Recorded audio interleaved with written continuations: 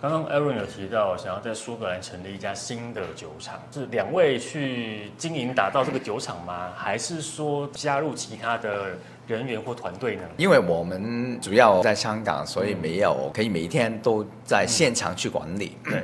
那其实 Kive 的经营团队，我们还有2个超级重要的灵魂人物。对。第一位就是 Johnny McMillan。Johnny。Here's Johnny。他以前是在 Berry Brothers 里面做了好10几年的 Spirit Spire，他对所有的就是蒸馏的过程啊、酒厂啊都有非常非常深厚的 knowledge。对所以他会在我们酒厂成立以后成为我们的 distillery manager， 所以他就是管理酒厂的人。我们另外一个 founder 就是 Angus McCrail Whisky Sponge 背后的人物。对。还有每一个礼拜星期六的时候，我们在 whiskyfun.com 也可以看到他的酒评。对，那他其实对老酒有很独特的见解，对，花了很多时间去研究，把老酒的风味在今天做出来。所以 Angus 其实会负责我们关于熟成的事情。蒸馏之前主要是 Johnny 去负责 ，OK。蒸馏以后 Angus 去处理，所以他会选应该把原酒放到什么的桶子，怎么存放，应该是什么的 ABV 装进去，要不要做 vetting mixing， 怎么样 re-racking， 全都是他决定。然后我主要是管理财务上的问题，还有就是 sales and marketing。精彩的团队，谢谢，期待。谢谢。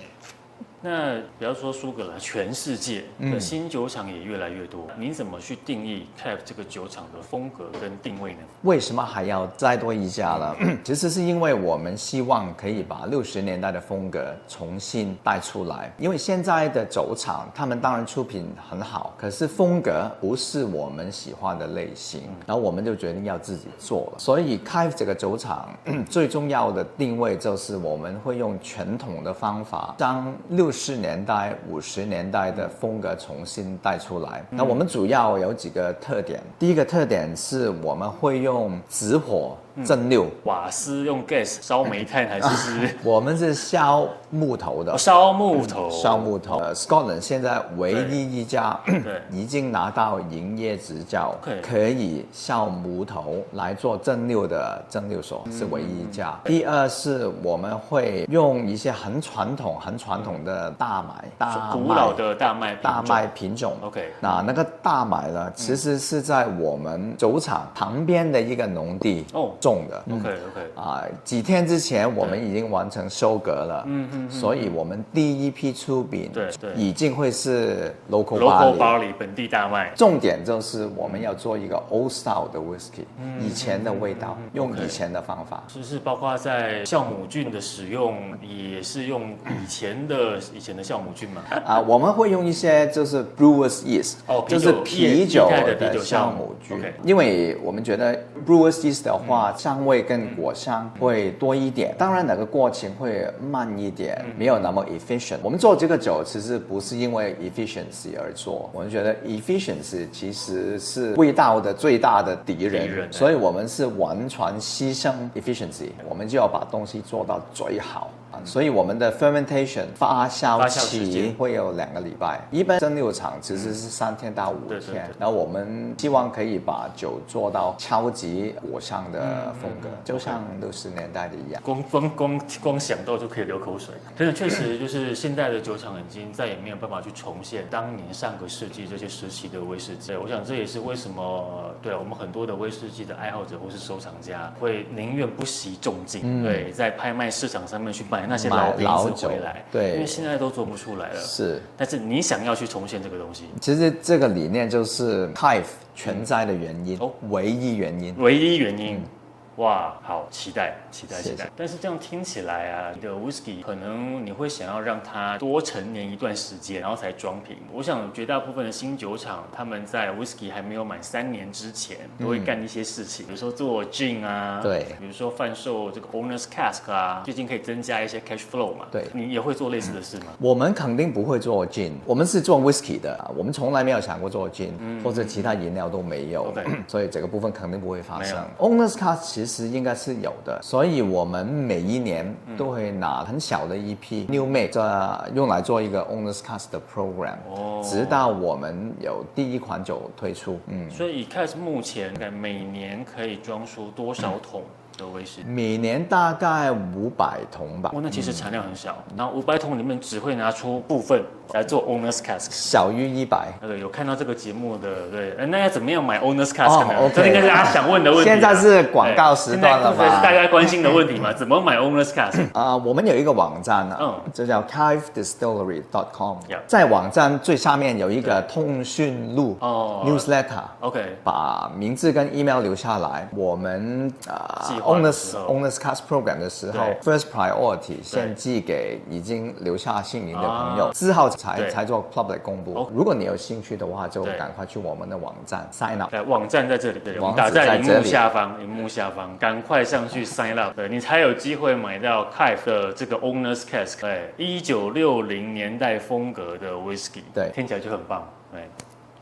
那你刚刚提到嘛 ，Kive 的设定是要做出1960年代风格的威士忌，会有 Angus 来负责整个的这个 maturation。好，那所以你对 Kive 的设定是之后 Kive 也会是一样，以雪莉桶为主吗？用 Solera 的雪莉桶为主吗？还是你有其他想法？其实我们有其他想法的。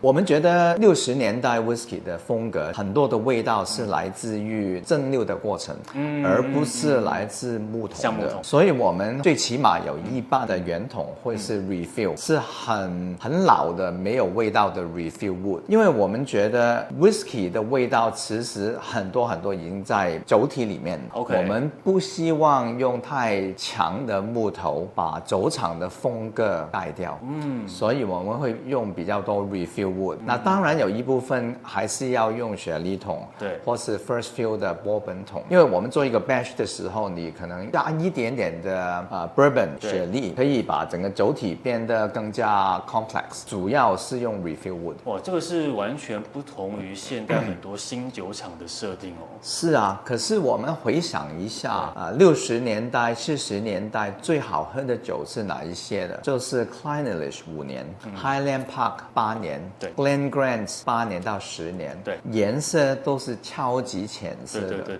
那就证明那个时候大家都是用 refill wood， 而不是用 first fill sherry， 对，所以我们就希望跟哪个风格一样。这个是我听过最大胆 project， 对，因为绝大部分的酒厂，特别是新酒厂，3年5年就必须要装瓶上市了，对，所以多半都会用很重的桶子，对，甚至是用 STR， 对，用 STR， 对，用 STR。给很多的木头的颜色，过桶3次 ，triple cask， 各种 cask， 这样才有办法让 whisky 有味道，而且是有饱满的味道。对，但你的想法完全不一样，你是倒过来做。我觉得其实也没有说哪一个方法是好，哪一个方法是坏，是要看你的酒厂的风格是怎么样。对，有些酒厂的风格可能它原酒比较淡味道，是，那就要用比较重的木桶来帮助。那如果你的 distillery character 已经在酒体里面，你还用很重的木头来做 maturation 的话，其实有点浪费。哇，太棒了！这是我听到关于这个酒厂，我想也是脑洞大开的设定。对，好。那我想对于 Kive 你有很多的想象跟设定，而且其实你已经很清楚未来想要怎么样去走了。那如果说今天是给到我们这个节目的观众的话，可不可以请你用一句话向我们的观众来推荐 Kive 这间酒厂 ？OK， 一句话可以很长的哈。对，可以。如果你喜欢喝60年代的 Clynelish Bowmore、Highland Park， 对，你肯定会喜欢现在的 Kive。好。太棒了！